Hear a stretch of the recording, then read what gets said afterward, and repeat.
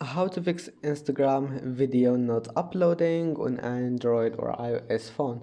Hello guys, in today's video I'm gonna show you how to fix Instagram video not uploading on Android or iOS phone. First thing you need to do here is to go to settings and then scroll down until you find here apps. Now click apps again. Click Instagram, go to battery, make sure storage is allowed, or you can just click deny and then open Instagram and come back here, click allow, and that's it.